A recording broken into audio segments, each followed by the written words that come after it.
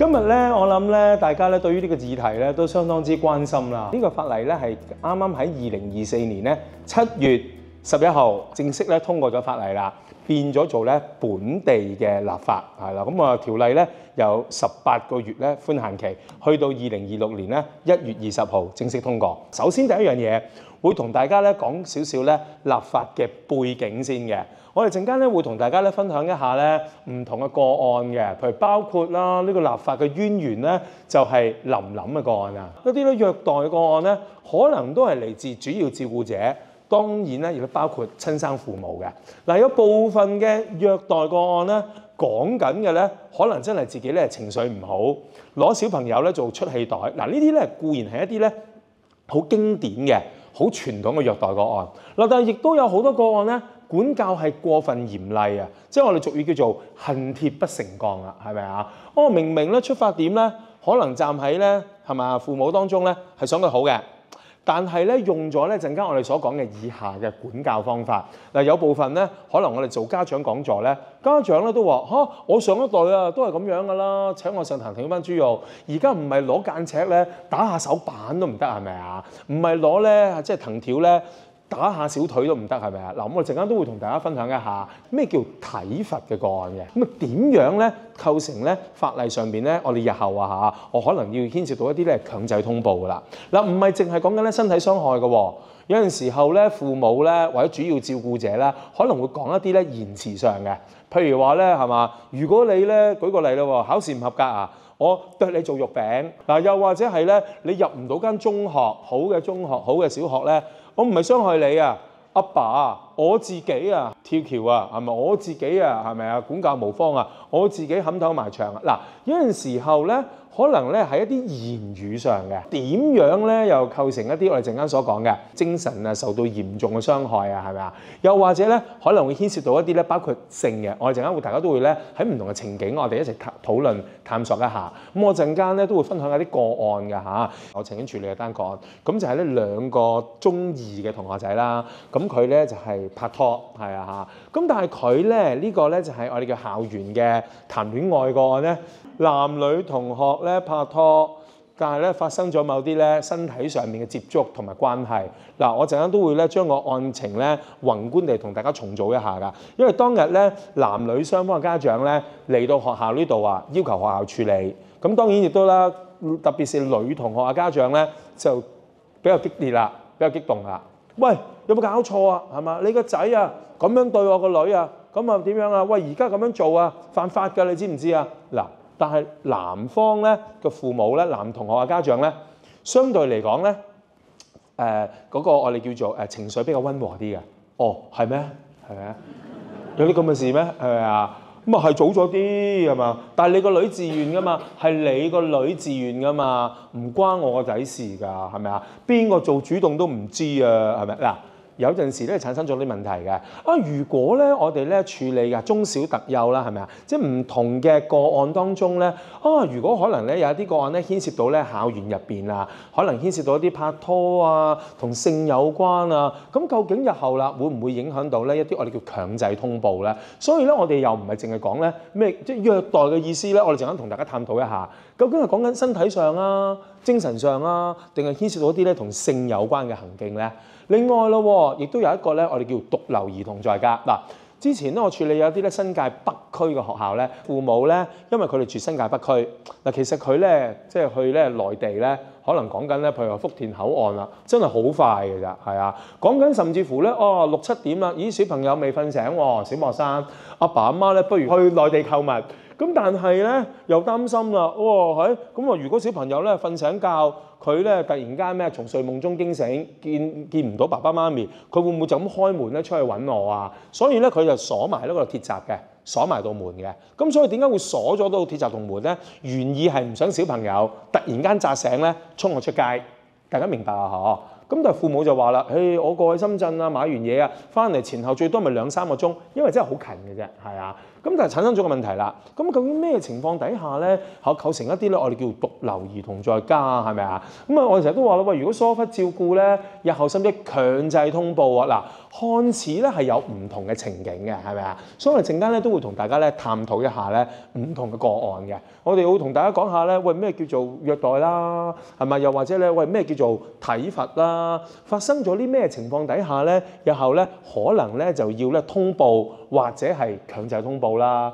若然未報，罰則未到，係咪啊？可能咧，咦，未報喎，但係咧會唔會咧日後有啲罰則啊？咁呢個咧當年立法咧都係有爭議嘅，因為咧有一啲咧議員咧佢就覺得，喂，其實咧唔報嘅話咧，可能講緊都係咩啊？都係罰錢啦，係咪啊？因為其實佢哋唔係施虐者嚟嘅喎。佢哋只不過冇報到啫喎。如果咁又係監禁咧，罰則會唔會過分嚴厲啊？嗱，但係當然啦，大家都好理解㗎啦嚇。如果咧淨係咧罰款嘅話咧，同樣地啦，有另外一啲朋友就覺得啦，喂，咁啊罰款就即係咩啊？就好似冇乜阻嚇力喎，係咪啊？亦都有咧立法過程當中咧，曾經試過有一番討論就係話咧，第一次初犯嘅話咧罰錢。第二次咧，最高刑罰咧，可能先至會監禁，係咪啊？咁當然亦都有啲同工就話啦，咁又會唔會損害專業資格咧？係咪啊？咁我哋陣間咧都會同大家討論下呢方面嘅領域嘅。咁當然最關心嘅就係乜嘢專業要通報啦。如果我係補習老師，我係生涯規劃嘅教練，係咪啊？又或者我係咧外籍家庭僱用，咁有陣時候咧，喂，咁呢啲嚟使唔使通報啊？係咪啊？嗱，咁我哋咧亦都會同大家探討一下咧，乜嘢嘅專業啊，乜嘢嘅個案咧係需要強制通報。我之前咧出席個講座咧，有啲同工都會問我嘅，哇！如果我係一個日校老師，但我晚黑翻屋企嘅時間咧，聽到隔離鄰居可能咧管教過分嚴厲。打仔係咪啊？咁我咧，如果係一個日校嘅老師，咁但係我都有鄰居噶嘛，係咪啊？我聽到咧，或者喺街度咧見到某一啲咧虐待兒童個，我使唔使通報啊？係咪嗱？都有提問嘅，亦都有駐校社工同工都有問過。咦，咁啊星期六日啊，如果咧我放咗工噶啦，但係咧我喺街度啊見到我平時咧學校咧係咪嚟見開我嘅小朋友係咪？咦，咁佢一個人咧喺街度流連自己過馬路喎，係咪冇人照顧佢喎？喂，咁呢啲咧但我放咗工喎，當其時我唔係執行緊咩啊？執行緊職務嘅喎，咁又使唔使咧？嗱，看似咧業界咧嘅同工咧喺唔同嘅情景咧都關注嘅，係啊，咁所以我哋今日咧第一梗係討論一下唔同嘅情景啦，最重要咧係同大家分享一下咧法例啦。我哋亦都咧有一個咧就叫做咧強制舉報者嘅指南嘅，不過而家咧暫時係一個綱領嚟嘅啫，即係一個咧好宏觀嘅框架。而呢個綱領咧，甚至乎未係完全制定晒每一個領域嘅，係啊，咁所以咧，期望可能喺2025年咧，仲有一啲新嘅更新咗個綱領咧，再可能會出台嘅。咁所以我哋今日咧就以我哋咧2025年咧1月啦，手頭上現有嘅資訊咧，同大家分享或者更新一下咧呢方面嘅專業資訊。點解咧香港社會會制定一條法例叫做強制舉報虐待兒童條例咧？個觸發點喺邊咧？就係林林嘅個案啦。當年咧就係有一位咧小女孩，咁我化名咧叫做林林咁啦。當年咧係5歲大嘅啫。佢哋屋企咧係兩兄妹嘅喎，有哥哥8歲，即係大3歲。林林5歲，兩兄妹啦，係咪隔咗3歲度啦？嗱，報道就話啦，因為呢單案件咧，隨後咧去到咧高等法院啦，隨後去到上訴庭啦，係咪？嗱，法院喺聆訊嘅時間咧，就發現啦，原來阿林林咧同埋佢哥哥咧喺2016年開始咧，其實已經長期咧受生父同埋繼母嚴重體罰。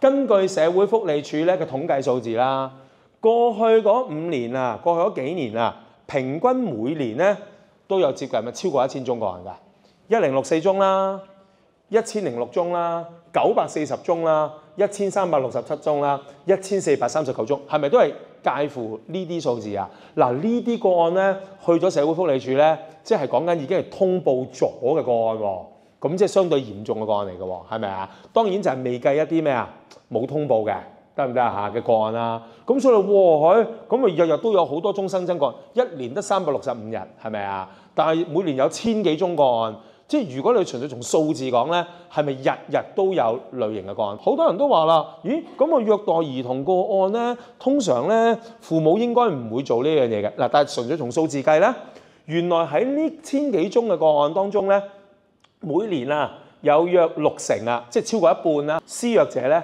原來係父母嚟嘅喎。好多咧家長咧喺佢哋細嗱，而家就家長啦，但係佢哋都有兒童嘅時間㗎嘛。佢哋嘅父母咧，可能有啲管教嘅哲學係咩啊？小朋友啊，唔打唔得㗎。又或者我細個嗰時候話讀卜卜齋㗎，唔識讀書啊，老師啊一把間尺就卜落個頭度㗎啦。嗱，所以咧有部分嘅家長咧，唔一定係一啲好傳統嘅，我係想虐待佢啦。出心咧，唔排除可能係站喺佢嘅角度嚟講係基於好嘅動機喎。我想教好佢咯，打在佢身，痛在我心，係將一啲咧上一代咧，對於佢自己嘅管教方式咧，延續落去俾佢嘅下一代。有陣時同類型嘅講座咧，我哋有陣時候咧會做家長講座添㗎嚇。因為咧，如果咧，與其咧發生咗啲事情，學校咧處於一個兩難嘅位置，哎呀，通唔通報好咧？反為咧，可能從源頭着手。原來家長咧佢知道咧咁樣做咧係唔應該咧，可能咁樣做咧個效果咧會更加好㗎。咁啊，琳琳嗰單個案最終啦，生父啦、親生爸爸嚇、繼母啦、第二任嘅妻子啦，咁咧報道就話啦，嚴重體罰琳琳啊，同埋佢哥哥，包括點樣啊？掌摑啦，即係我哋俗語叫做咩？兜巴星啦。另外啦，用藤條啦、拖鞋啦、責打啦，有啲家長咧去到今時今日咧，都可能用緊呢隻管教方式㗎。你唔識嘅話，你唔好指意瞓覺啊，罰企，係啊，成晚你企喺咩走廊嗰度啦。同埋咧捱餓啊，即係我哋就叫做咩啊？唔好俾飽飯佢食。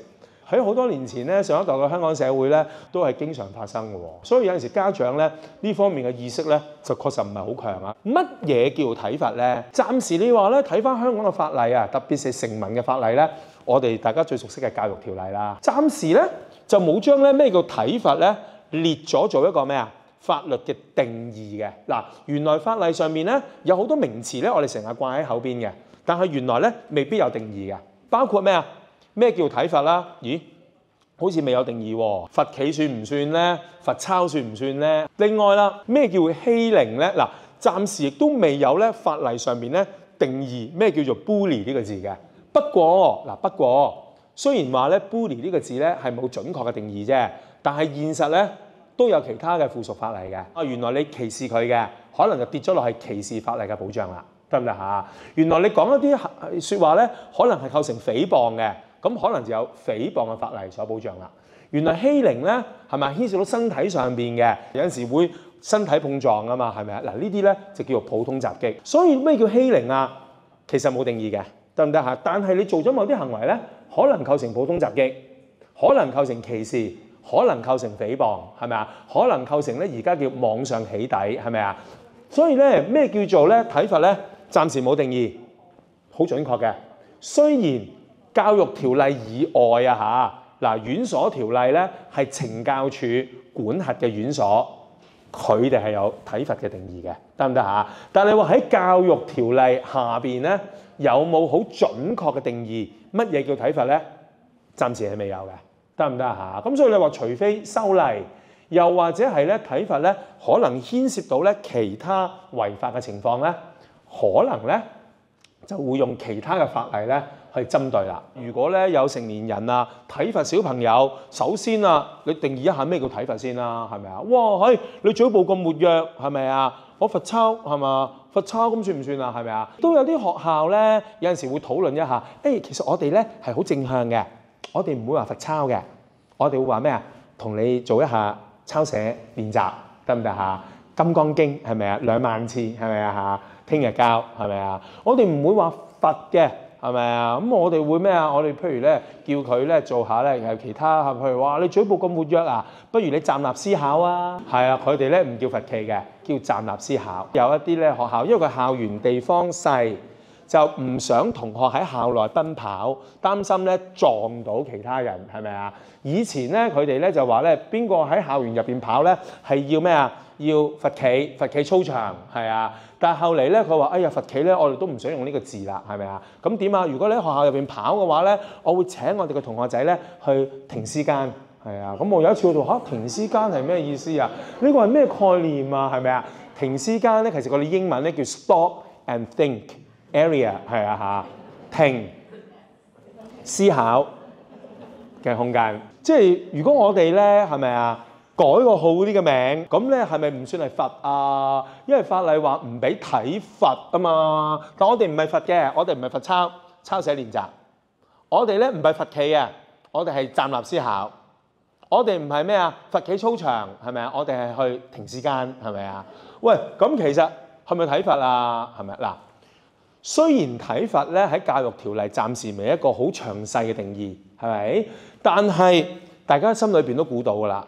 如果呢個行為本身係咪構成違法，無論你幾改個優雅嘅名咧，仍然都係違法啦，啱唔啱啊？咁呢個大家都有共識㗎啦，係咪啊？就唔係一個稱謂嘅問題，無論你點樣改個名都好啦。如果本身嘅行為咧，干犯法例咧，一樣都係嘅。嗱，第一宗個案咧，先同大家咧講下呢啲個案咧，都係喺校園入邊咧發生過嘅。咁所以咧，除咗父母之外咧，即係所有主要照顧者咧，咁都係咧可能咧，即係要即係包括啦教育工作者啦，呢度我哋要留意啦。嗱，呢單案件咧，不過發生喺好多年嘅。咁啊話説咧，就係咧有一個咧職員係代課老師嚟嘅。由於咧大家睇咧都知道，咦代課老師喎喺案件係一個小學嚟嘅。咁啊而嗰位代課老師咧，佢代英文科嘅，得唔得嚇？咦咁即係話咧，其實佢同個同學仔咧應該唔會有啲之前嘅私人恩怨喎。係啊。冇之前先係因為佢代課嘅啫嘛，嚴格嚟講嗰日係第二日咧代課嘅。咁發生咗咩事情啊？就咧被指咧用食指咧篤咗一名同學心口，係啊2下，係啦。隨後被控普通襲擊，係啊。喺法庭上面咧係咪即係提堂啦？然之後咧自簽1蚊，係咪即係你當係罰款1蚊咁啦？同埋守行為咧1日。其實咧背景就係咧學校咧本身咧同家長咧家校嘅關係咧就唔良好嘅，得唔得？大家都想象到啦，係咪啊？如果家校關係係暢順咧，呢啲個案可能就唔會發生嘅，係咪啊嚇？對於嗰個代課老師咧，其實就冇私人恩怨嘅，得唔得嚇？因為矛頭就唔係指住嗰個代課老師，其實都係第二日返學啫嘛，係咪？嗰個代課老師嚟講，咁但係家校關係咧好我哋叫做咧即係好有挑戰啊，成個關係。所以咧，任何老師嘅行為咧，家長睇喺眼內咧，可能都從挑戰嘅角度去睇啦。咁你話咁呢一樣嘢咧，都係普通襲擊嘅咩？喺呢度同大家介紹一下啦。原來喺體罰咧，雖然體罰係法律係冇一個準確嘅定義噶嘛。嗱，有好多咧喺學校入邊咧一啲紀律嘅事宜咧，點解有陣時候咧會俾人話咧？咦，反過嚟咧會俾人話咧係咩啊？普通襲擊嘅咧？原來香港嘅法例係咁樣嘅。係啊，如果牽涉到體罰嘅個案咧，暫時嚟講咧，如果牽涉到一啲未經授權同意嘅身體觸碰，即係法律上叫 unauthorized touching， 得唔得啊？冇同意嘅、冇授權嘅身體觸碰，嗱，如果一旦有身體觸碰嘅話咧，技術上嚟講咧，可能會構成普通襲擊嘅。係啊，大家記住咯，原來係 unauthorized touching， 得唔得嚇？冇同意嘅、冇授權嘅身體觸碰。咁咩叫同意啊？咩叫授權啊？嗱，包括 sports activities 得唔得嚇？譬如玩 rugby、玩欖球係咪啊？有陣時大家咪會互相碰撞啊。拳擊運動係咪啊？有陣時咪互相會揮拳啊。嗱，咁呢啲咧運動咧，可能就係構成 consent 同意啦，得唔得嚇？但係如果你話唔係運動嘅話咧，理論上嚟講咧，同意啊 consent 呢個機會咧，其實就好細啊，得唔得嚇？乜嘢叫做身體觸碰啊？身體嘅意思係延伸到身體嘅衣物，所以譬如舉個例啦，如果喺間中學入邊，係咪啊？男同學互相喺度扯領呔，係咪啊？又或者我係體育科嘅老師，我覺得咧你係嘛仲未落嚟咧上體育課堂嘅，你跟我過嚟就扯嗰條呔。嗱，嚴格嚟講係咪普通襲擊啊？係㗎。之前咧有一啲咧即係咧社區 NGO 啊。咁啊，亦都係咧，就係同學仔咧，係咪小朋友嚟嘅？咁可能咧，照顧者咧就覺得佢咩啊？唔聽話，跟住咧就拉佢啲扯佢啲衫啊，扯佢啲衣領，又或者後邊擁佢，係咪？最終跌落地下。如果大家有留意新聞咧，最終都係咩啊？普通襲擊嘅，得唔得嚇？所以話咁擁佢落地下啊，拉佢嘅衣領啊，嗱，衣領咧係咪都係身體咧衣物嘅延伸啊？嗱，原來法例就話咧，咩叫身體一部分啊？係包括學生證、包括同學仔嘅校呔、領呔，包括咩啊衣物，即係的起佢件衫，係咪啊嚇？咁呢啲喺背後擁佢嗱，嚴格嚟講，放喺法律嘅顯微鏡下邊睇咧，都係普通襲擊嘅。哇！被控普通襲擊喎，有刑事被定罪記錄嘅喎，所以你話哇，其實我只不過係訓示期間咧，用手指篤咗佢兩下啫喎，但係其後學生咧就同家長投訴啦，最終咧就係報警啦，得唔得啊嚇？你話咦，咁呢個咧原來都構成咧即係虐待兒童啊！嗱，除咗呢單個案咧，分享多咧一宗個案嗱，呢宗個案咧就喺疫情嘅時間發生嘅，當日有一位補習社嘅女嘅補習老師。因為10歲嘅同學仔欠交功課，10歲即係約莫係小學4年班到啦，係咪？嗱，又係一啲恨鐵不成鋼嘅個案，係咪啊？咦，其實咧未必真係咧想虐待佢嘅喎，但係想管教佢咯。嚇，你又唔交功課，係咪啊？嗱，就用文件膠帶啦，咁其實即係用橡筋，同埋咧用書本毆打佢，咁即係咧哇！嗱，所謂書本毆打咧，即係用本書撲佢頭殼頂咯。係咪啊嚇？即係好似你以前卜卜齋咁啊，係咪啊？你冇交功課啊，過嚟，跟住就點樣啊？就攞咧嗰本書咧撲佢頭殼頂啦。嗱，點解叫毆打？嗱，普通襲擊咧係驗唔到傷嘅，得唔得啊嚇？所以你話哇，篤佢心口兩下，篤佢雲精啊，掌摑佢塊面，但係轉頭就驗唔到傷噶嘛？呢啲咧就叫普通襲擊。毆打係咩意思咧？毆打當然咧程序上係嚴重啲嘅，就係驗到傷嘅，包括瘀傷、瘀咗。有啲紅色嘅係咪啊？傷痕啦，紅色嘅係咪啊？痕啦，咁呢啲咧就毆打噶啦。我咧有陣時候咧去到同學校咧同家長啊做一啲家長講座咧，真係有好多家長咧覺得唔係啊，咪啊蘇律師用間尺打下手板又唔得啊，係咪啊？用藤條 fit 兩下腳瓜啷又唔得啊？咁我點樣管教小朋友啊？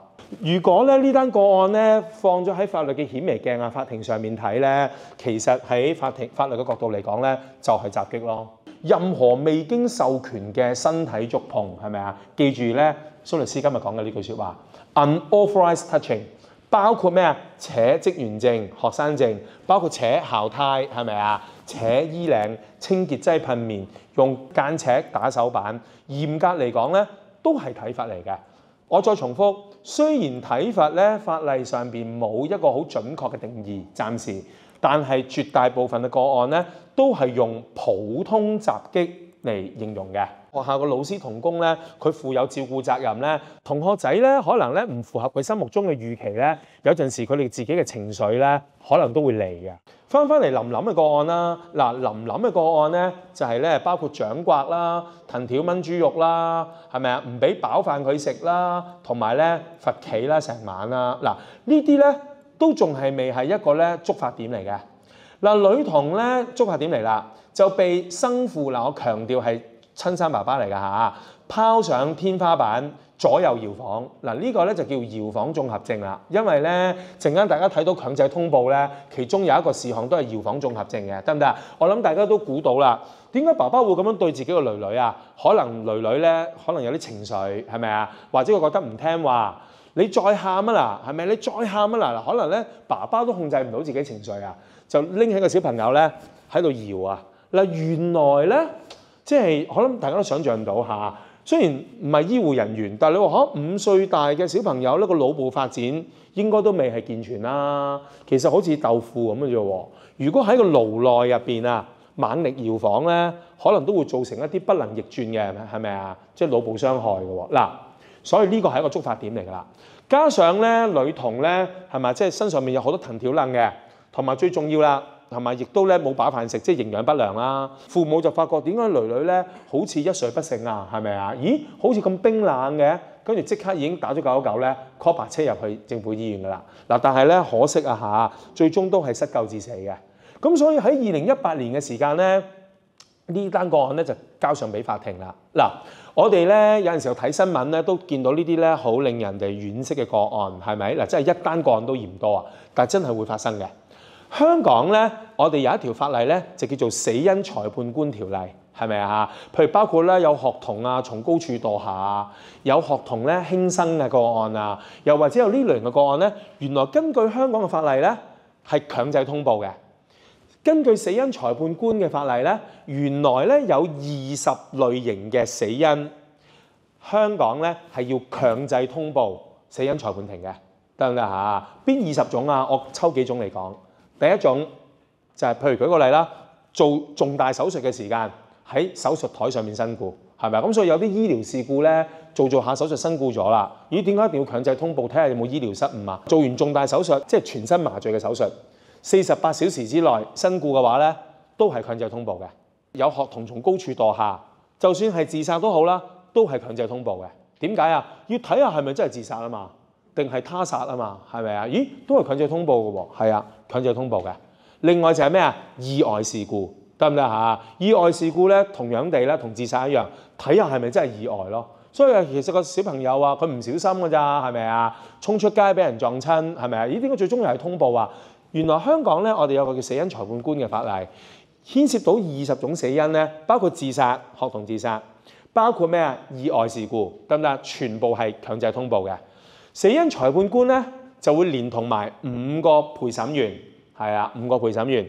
正常嚟講咧，可能要決定咧需唔需要解剖驗屍，睇下咧有冇身上有冇虐待嘅傷痕。醫院醫生話佢身體上面有一啲咧可能牽涉到虐待嘅傷勢喎，咪勒令要解剖驗屍咯。隨後咧法庭咧就裁定啦，生父同埋繼母咧其實佢哋係干犯咗謀殺罪，得唔得嚇？嗱，其實喺成個個案當中咧，生父同埋繼母咧，從來都冇唔承認咧，佢係有咁樣去管教自己嘅仔女嘅，得唔得？佢係承認嘅，佢哋甚至乎係承認誤殺添，係可能因為我呢啲行為咧，導致到個女身故咗，但係我都唔想嘅喎，係咪啊？咁我咧係承認誤殺嗱，其實喺呢單個案咧，佢哋承認誤殺㗎嗱，但係咧誤殺咧控方啊係唔接納啊，因為誤殺咧喺香港咧，可能個罰則咧，都係監禁3年啊、5年啊、8年啊不等，但係謀殺罪咧喺香港咧個後果咧係得一個判刑嘅後果嘅啫，就係終身監禁，得唔得啊？法庭咧都冇酌情權嘅，得唔得嚇？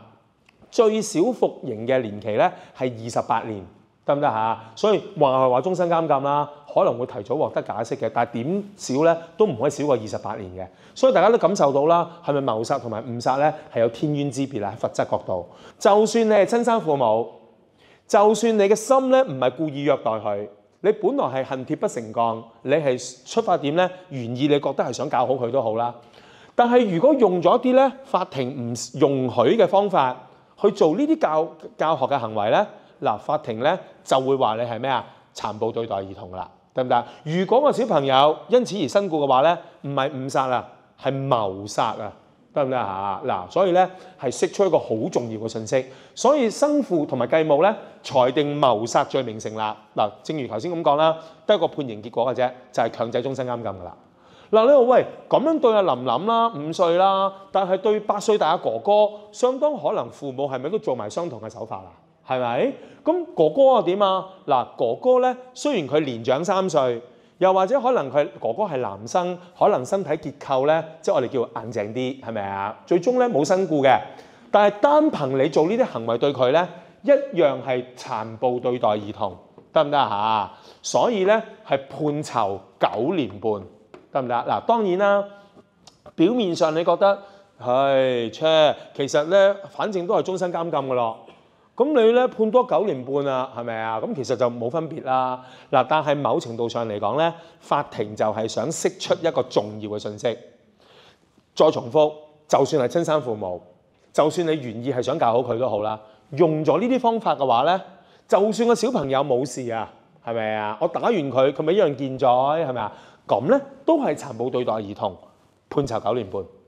如果因此而個小朋友有身故嘅話咧，唔係誤殺，係謀殺，得唔得嚇？嗱，大家感受到啦，係咪啊？原來咧，法庭咧對於呢啲行為嘅話咧係好嚴厲啊，得唔得嚇？咁你話其實故事未完嘅喎，繼外婆咧就冇出手打過個小朋友嘅，亦冇咧唔俾飽飯佢食啊，亦冇叫佢罰企啊，所以咧繼外婆咧其實就冇做過任何虐待嘅行為嘅。但係法官就話啦，同住噶嘛。你見到咧個女婿或者見到個女係咪啊，做咗呢啲行為咁樣對小朋友，但係你咧視而不見，即係判詞咧嘅原文就話 turn a blind eye， 得唔得嚇？視而不見，一樣係殘暴對待兒童，得唔得嚇？判囚5年。嗱，大家咧透過呢單個案咧都有幾多 good lesson to learn 係咪啊？如果係主要施襲者嘅話咧，可能謀殺，可能係殘暴對待兒童。就算係同住家庭成員，係咪啊？表面上佢冇出手虐待嘅，但係視而不見嘅話咧，都係殘暴對待兒童，得唔得嚇？嗱，喺2023年咧呢單個案咧，三方咧都提出上訴嘅，得唔得嚇？無論係父同埋繼母啦，又係咪上訴啦？繼外婆都上訴嘅。嗱，但係咧3個案咧係嘛都係上訴庭咧全部駁回申請。法官就話咧，本案係邪惡，令人不安，對於生父繼母，包括繼外婆咧，不應憐憫。嗱，呢個咧係一個咧重要嘅個案嚟嘅。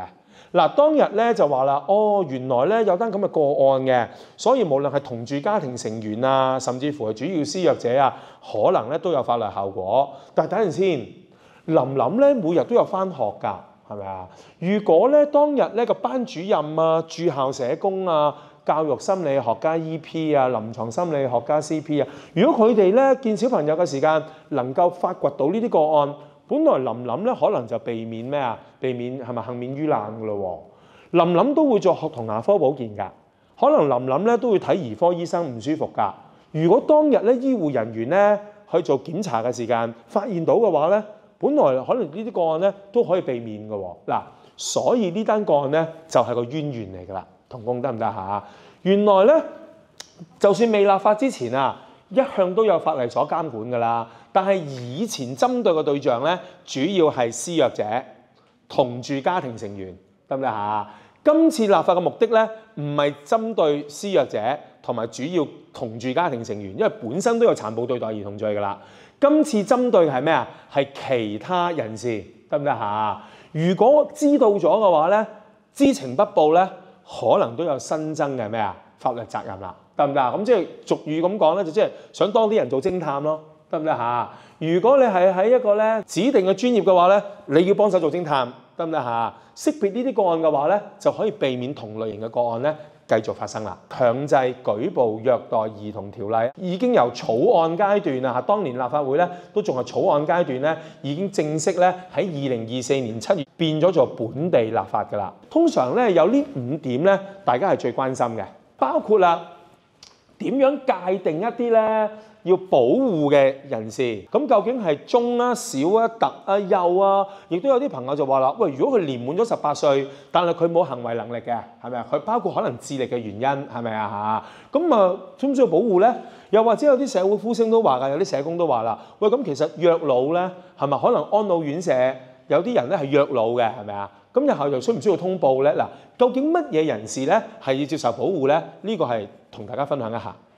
第二咧就係乜嘢類型嘅個案啦？嗱，呢方面嘅個案咧，大家最關心㗎啦。獨留兒童啊，牽涉到性啊，又或者係咧牽涉到啲言語暴力啊 （verbal abuse） 啊，係咪淨係一定身體上面先至要咧去報咧？如果個小朋友咧唔開心，又或者佢自己戒手、自己傷害，又或者係 bullying， 咁即係話咧，其實呢啲係咪身體嘅情況咧，就唔係父母造成嘅，而係咩啊？而係咧隔離位嗰個同學仔造成嘅，又使唔使通報咧？咁呢個咧係最多人探討咧，就係第二類啦。第三，乜嘢咧人士係要強制通報？咁又或者係咧保姆車司機使唔使啊？補習老師使唔使啊？又或者我係老師啊，但我聽到咧隔離嗰個鄰居咧管教好嚴厲打仔嘅，又使唔使啊？咁呢個咧亦都陣間會同大家講下。罰則啦，係罰款啦、監禁啦，定係可能咧會喪失咧專業資格咧？咁呢度亦都會講下嘅。最後啦，就係保障舉報者啦。如果咧我走去舉報，有陣時候咧主要照顧者包括家長啦，如果他朝一日咧真係有警方去接觸佢，以懷疑虐待兒童嘅罪名咧邀請佢去問話，嗱，有陣時家長咧會不滿嘅，究竟邊個舉報我？又或者啦，係一個多重專業嗱，譬如假設咧有個事故發生，可能牽涉到咧要開一啲咩啊委員會嘅，係咪啊？可能會牽涉到多重專業嘅社工啊、心理學家啊、班主任啊、校長啊、一啲危機小組啊，係咪啊？咦，咁究竟咧邊個人去報係咪啊？定係個個人都要去報？如果個個人都去報咧，會唔會牽涉咗一個咩重複通報嘅情況？係咪啊？嗱，呢啲咧亦都想同大家咧探討一下嘅。嗱，接住落嚟嘅時間咧，就係同大家探討呢幾方面啦。喺香港嘅法例咧，唔同嘅法例咧係有唔同保障兒童嘅歲數嘅，得唔得嚇？係真嘅，有幾個關鍵歲數嘅：10歲、15歲、16歲同埋18歲。嗱，唔同法例啊，點樣定義兒童咧？係唔同定義嘅。先講咧10歲先。10歲喺香港咧，站喺保護兒童角度嚟講咧，入邊有個叫做少年犯條例，係啊。香港嘅少年犯條例咧就講嘅，低過10歲以下嘅兒童免受刑責，得唔得啊？咁即係約莫係咩啊？小學4年班度咯，得唔得啊？所以咧有一啲校園肢體碰撞咧，有陣時學校咧打電話嚟問：喂，蘇律師啊，其實有啲咩事故發生喎？兩個同學仔喺學校有肢體碰撞喎。可能有陣時候咧，律師第一句就問：吓，幾年班㗎？係咪啊？咁所以咧有啲同工就問啦，其實幾年班有乜關係啊？嗱，我哋而家知啦，原來咧喺香港咧保護兒童嘅法例當中咧，少年犯條例咧呢個係法例不能推翻假設，得唔得嚇？就算佢已經發育得好好㗎啦，智力好高㗎啦，表面上佢9歲半咋，其實佢有18歲智商㗎啦。嗱，法例不能推翻假設，一日未年滿10歲嘅話咧，都係免受刑責嘅，得唔得嚇？嗱，我哋而家知啦，低過10歲嘅未成年人或者兒童咧，喺香港嗱，香港包括九龍同新界及離島，係啊嚇，喺香港咧係免受刑責嘅。10歲以下，因為咧心智未成熟啊，有陣時做咗某啲嘢咧，佢唔一定係咩啊故意嘅，所以10歲以下咧係免受刑責。嗱，保護兒童嘅第一個法例咧就10歲啦，少年犯條例。嗱，第二咯，大家知唔知道咧幾多歲以上嘅朋友咧先至可以出嚟咧 full time job 做全職工作啊？10幾啊？15歲得唔得嚇？咁即係嚴格嚟講咧，一日未夠15歲咧，理論上嚟講佢都唔可以 full time job 嘅，得唔得嚇？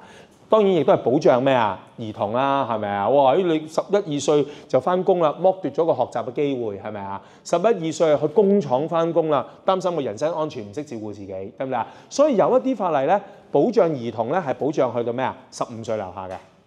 嗱，16歲啦，就係咩啊？頭先咧同工所講噶啦，係咪啊？就係咧，即係我哋叫做咧，一日未年滿16歲咧，一日係唔可以有自願。得唔得？嗱，呢個咧係同性有關嘅，陣間我哋都會講啊，因為同性有關咧，可能都構成一啲 abuse 㗎、虐待㗎。原來咧法例咧就話啦，嗱，從來其實法例咧就唔係話咧與未成年少女發生性行為，其實唔係未成年啊，係與未年滿16歲以下嘅女童非法性交罪，得唔得啊？所以原來係未年滿16歲，係啊，冇錯。得唔得嚇？就唔係未成年，所以年滿咗16歲嘅話咧，理論上佢可以同意嘅。年滿16歲嘅話咧，可能就要真誠自願係可以嘅。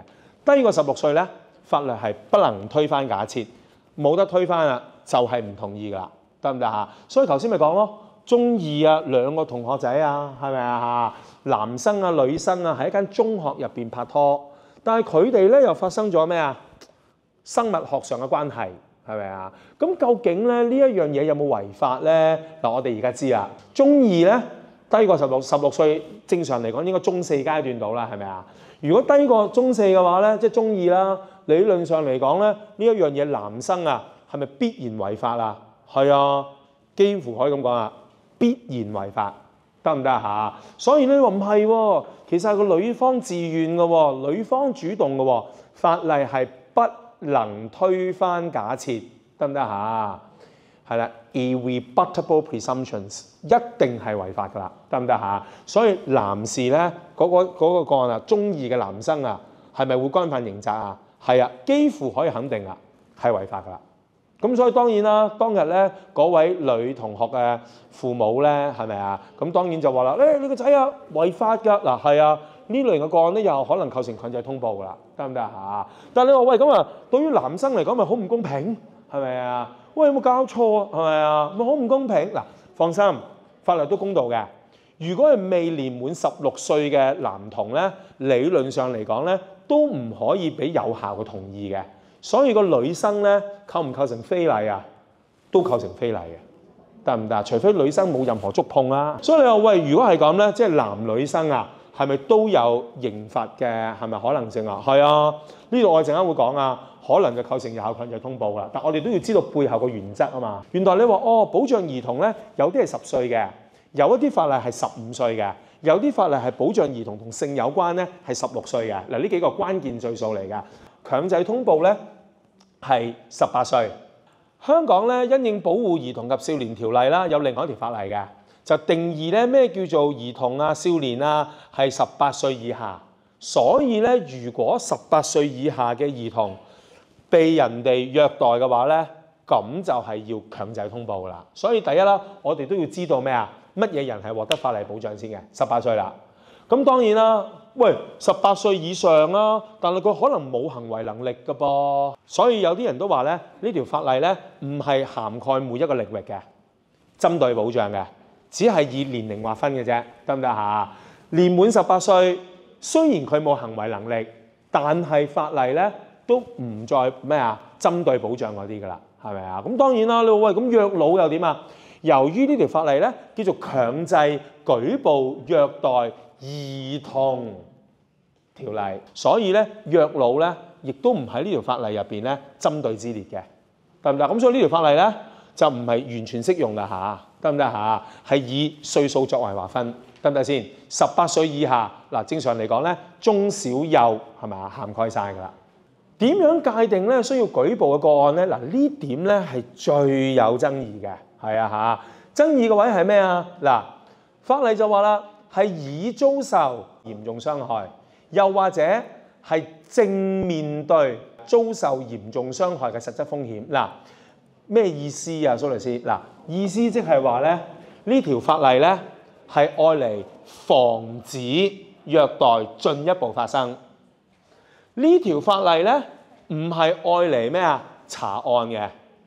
嗱，大家記唔記得咧？好多年前咧有一個運動啊，就叫 Me Too 啊，係咪 Me Too 啊？係咪啊？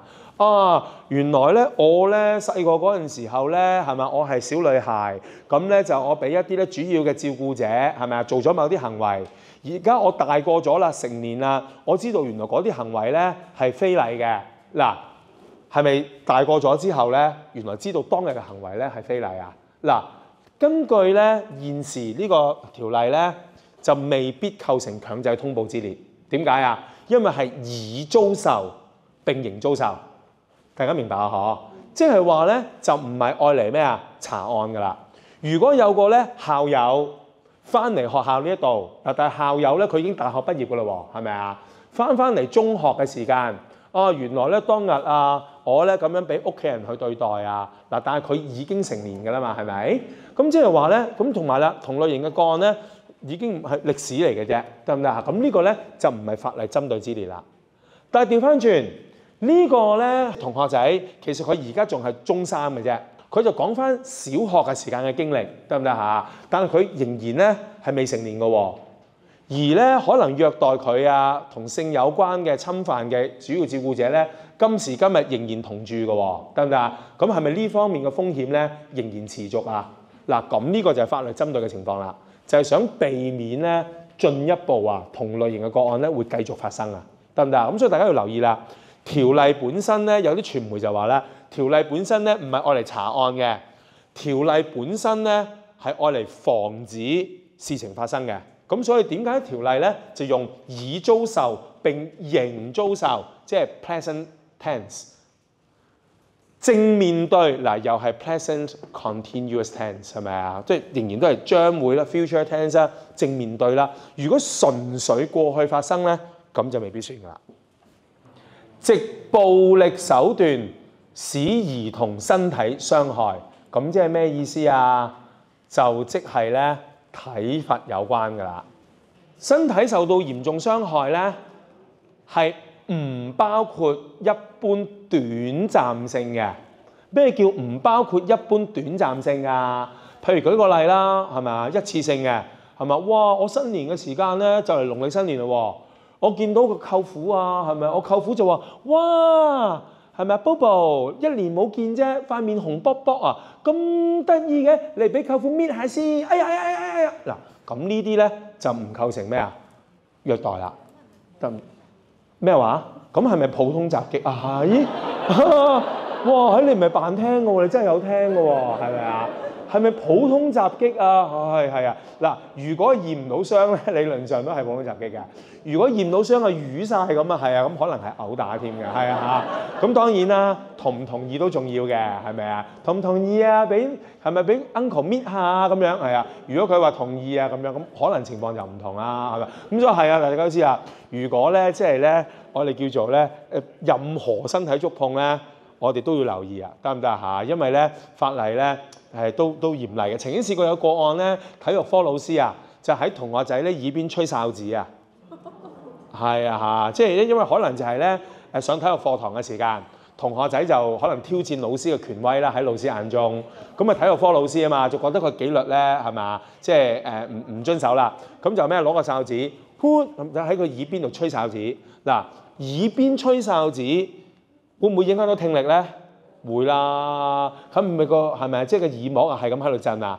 法庭喺嗰單個案咧都話喺耳邊故意吹哨子咧都構成普通襲擊嘅。你話連掂都冇掂過嘅喎，係啊，掂都冇掂過可能都算㗎。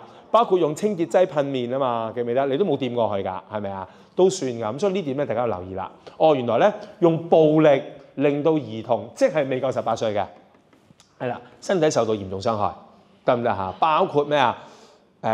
我哋叫做係咪即係體罰得唔得嚇？包括咧係咪用頭先呢啲例子咧，全部都介紹過晒㗎啦。用咧就係清潔劑噴面啊，用間尺打手板啊，藤條炆豬肉啊，係咪啊？等等啦，係咪？呢啲就身體嚴重傷害啦。強迫兒童咧參與涉及任何性嘅行為，係咪啊？頭先咧蘇律師亦都講過㗎啦，係咪啊？咁即係話咧16歲以下嘅兒童咧，如果係發生咗同性有關嘅行為咧，嗱，我幾乎可以肯定咧係違法㗎啦，得唔得嚇？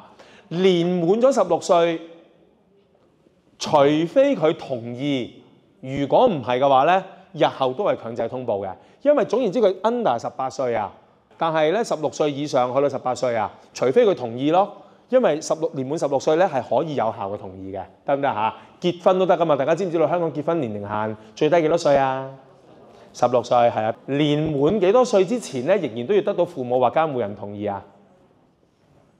16歲雖然你可以結婚啫，但係都要得到父母或監護人同意噶嘛。直至去到幾多歲啊？21歲得唔得嚇？16歲你係可以結婚，可以發生生物學上嘅關係，得唔得嚇？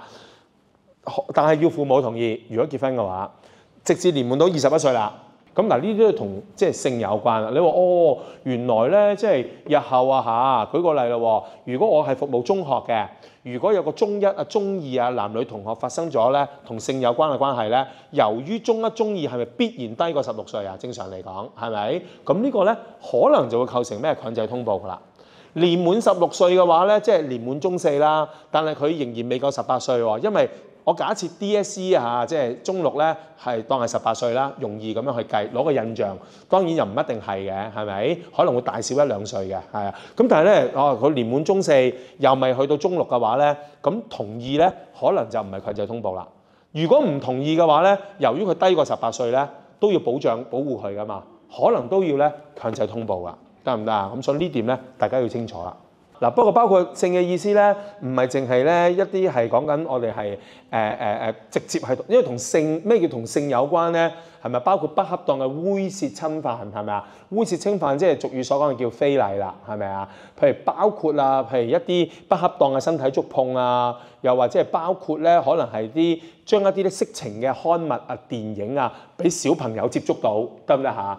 都算嘅，得唔得嚇？所以將一啲色情嘅光碟、色情嘅電影係咪啊？俾小朋友睇到，得唔得嚇？咁呢個咧都係可能構成咧同性有關嘅，係咪啊？即係要通報嘅罪行嚟嘅。嚴重重複威嚇，又或者係詆毀兒童，令到佢咧恐懼啊，同埋損害咧佢心理健康。呢啲咧係嚴重同埋重複性嘅。嗱，聽落去咧就好 ambiguous 啊，係咪啊？哇，好空泛喎 ，Albert。咩叫做咧威嚇啊、詆毀兒童啊，令到佢咧恐懼啊、心理健康受損啊？嗱，我舉個例咧，可能大家會容易啲咧去即係幻想得到嘅。第一，明明冇打佢嘅，係咪啊？明明亦都同性冇關㗎啦，係啊。咁但係咧，你試下中英文又唔合格啊！我剁你做肉餅，又或者係咧，如果你讀唔到一間好嘅中學咧，係咪？又或者你又俾老師記缺點咧，你信唔信我掟你落街啦？嗱，明明佢冇掟佢落街嘅喎，明明佢咧冇剁佢做肉餅嘅喎，身體有冇傷痕啊？冇嘅喎，講啫嘛。嗱，但係咧就令到咧嗰位兒童啊，可能即係未夠18歲啦，係咪啊？即係中小幼啦，令到佢咧好似哎呀，我爸佢好惡㗎，我都唔敢翻屋企啊！佢話咧，如果我咧默書唔合格嘅話咧，佢剁我做肉餅啊，係咪啊？都唔知咧係馬有精啊，定係鹹魚精啦，係咪啊？定係咩啦？都唔知點算。又或者我阿媽話，如果我咧考唔到間好嘅中學啊，咪掟我落街啊，係咪？嗱，呢點咧明明佢都係咩啊？未有實踐嘅，係咪啊？口頭上嘅啫，但係就令到咧好多兒童咧好驚啦，心理咧受到咩嚴重威脅啦。嗱，呢啲咧就係叫做咧言語性嘅，得唔得？嗱，言語性嘅威脅或者傷害咧，就唔係一定係淨係對於兒童自己本身嘅，亦都可能係對於佢自己嘅。嗱，譬如我舉多個例子，好嘛？你升唔到一間好嘅中學，你入唔到一間好嘅小學嘅話咧，阿爸阿媽，我啊去跳橋啊，我死俾你睇啊！嗱，其實佢唔係傷害兒童嘅喎，佢係咩啊？傷害自己嘅喎。係咪啊？你話咦，我都冇話傷害兒童，我傷害我自己啫嘛。嗱，但係對於個兒童嚟講咧，係咪造成巨大壓力啊？原來我咧入唔到間好嘅學校咧，個效果係咁嚴重嘅，係咪？嗱，就令到佢咧精神啊抵受唔住呢啲壓力啊。嗱，呢啲咧就叫做咩啊？威嚇、詆毀兒童啦，清唔清楚？清唔清楚？嗱，但係當然啦。喂，咁呢啲咧話小朋友咧嘅心理健康、精神健康啊，有陣時都好闊㗎喎。嗱，我舉個例下，嗱，你如果你唔俾心機係咪啊讀書嘅話咧，你要去補習㗎啦。有冇搞錯啊？係咪啊？要我去補習係咪？嗱，呢啲一般嘅唔開心咧係唔算嘅，得唔得嚇？法例講到明嘅。最後啦，嚴重忽略兒童嘅基本需要，嗱，日後咧都係強制通報嘅。呢單 case 係咩咧？就係獨留兒童在家啦。嗱，當年咧，母親獨留3歲孖女涉虐兒被捕，大家都想象到啦，係咪啊？哇！小朋友啊，瞓醒咗啊，見唔到爸爸媽咪啊，可能喺度嚎哭，喺度喊啦。有啲個案咧就會用錘仔咧揼個鐵閘嘅，即係如果大廈係俾裝鐵閘嘅話，咁等等啦，或者喺度尖叫啦。所以咧係咪啊？鄰居聽到咧，佢就會走去報警嘅。所以咧呢單個案咧係好典型嘅個案啦，因為接獲咗噪音投訴咧，有人去報警。調查嘅時間咧，就發現屋入邊咧有一對咧3歲大嘅孖女。但係又冇成年人喺度喎。嗱，重點嚟啦，大門及鐵閘均被上鎖。嗱，呢啲全部都係咧關鍵位嚟嘅。嗱，警方咧隨後就拘捕一名咧本地女子，其實就係個媽咪啦。咁就係涉嫌咧對所看管嘅兒童或少年人虐待或忽略，就係我哋成日聽咧傳媒所講嘅獨留兒童在家啦，得唔得啊？嗱，你話可乜原來咧獨留兒童在家咧都叫做係虐兒㗎，係咪？嗱。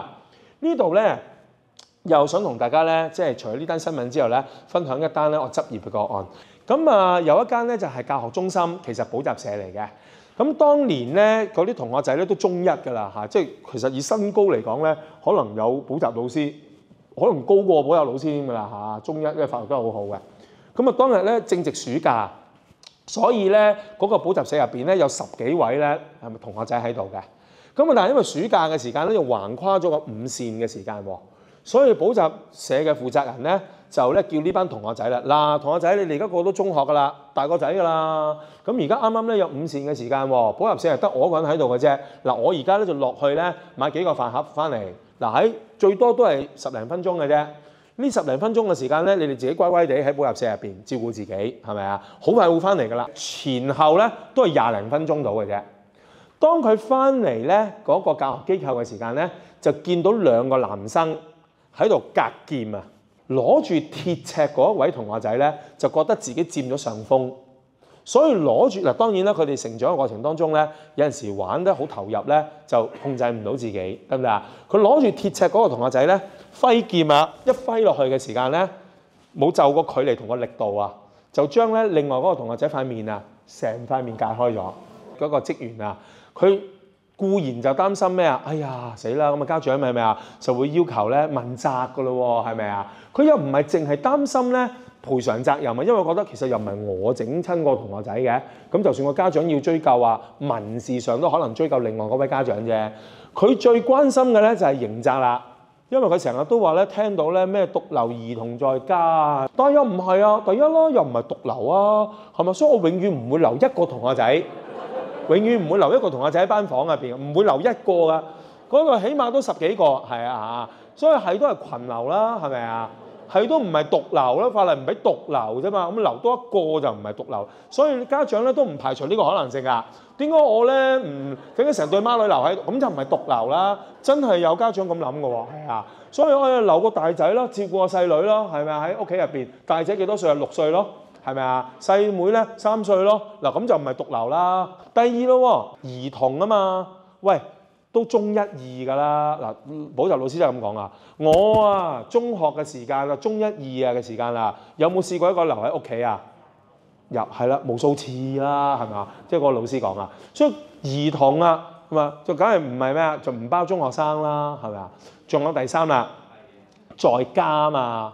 所以千祈唔好留喺屋企。補習社是我家，我就唔會一個人喺補習社度嘅，係咪啊？但係咧，補習社就唔係佢哋家啊嘛。法例淨係話咧，唔可以獨留，唔可以係兒童，唔可以喺屋企。原來香港咧，從來啊係冇啊獨留兒童在家，係啊，呢個咧刑責㗎。香港嘅法例咧叫做咩啊？係啊。對所看管嘅兒童或少年人虐待或忽略。嗱，我哋成日都話獨留兒童在家咧，呢個係一個民間嘅講法啫。嗱，嚴格嚟講係咩啊？執法部門啊，想提醒家長啊，喂唔好咧放小朋友喺屋企啊，擔心佢喺屋企玩火啊，擔心佢喺屋企咧開石油氣罐啊，以前啊嚇，擔心咧佢擒槍啊，所以記住家長啊，唔好獨留兒童在家。呢個只不過係一個表述嘅講法啫，得唔得嚇？法例正式嚟講咧，係冇獨留兒童在家，係冇呢啲元素嘅，冇獨留啦，冇在家啦，係冇呢啲元素嘅。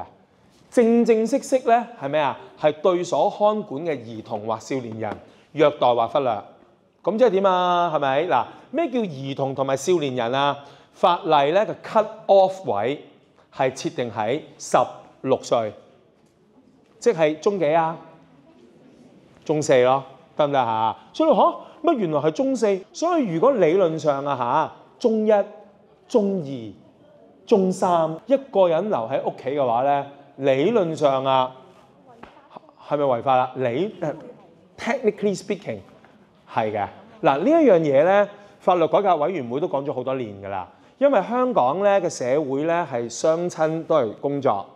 唔係個個家庭咧都有咧4大長老、祖父母、外祖父母，又或者唔係咁多個家庭咧都有外籍家庭僱傭，係咪啊？你話哇，如果咧中學生啦，父母咧唔喺屋企啦，原來一個人咧留喺屋企咧，理論上可能都構成違法行為嘅，理論上係嘅，得唔得嚇？所以法律改革委員會咧話想將呢個門檻咧下降啊，即係唔好16歲啦。如果你真係好年幼咧，你先唔好放喺屋企啦。中學應該都可以啦啩嗱，但係一日咧未修改呢條法例咧，暫時係設定喺16歲。得唔得嚇？你話原來咧理論上嚟講咧，中1、中2、中3咧仍然都係法律針對之列嘅，得唔得嚇？同保護兒童嘅歲數咧合併埋一齊咧，你都會覺得有個好得意嘅情況嘅。10歲以下就免受刑責啦。但係你話 full time 係15歲喎 ，Albert 係啊。原來15歲年滿15歲，你咪可以出去全職工作啊？係啊，但係你唔可以獨留兒童咯。咁即係點啊？係咪啊？如果你介乎15歲去到16歲呢一歲啊，你係可以出去 full time job， 但係你唔可以一個人喺屋企，係咪啊？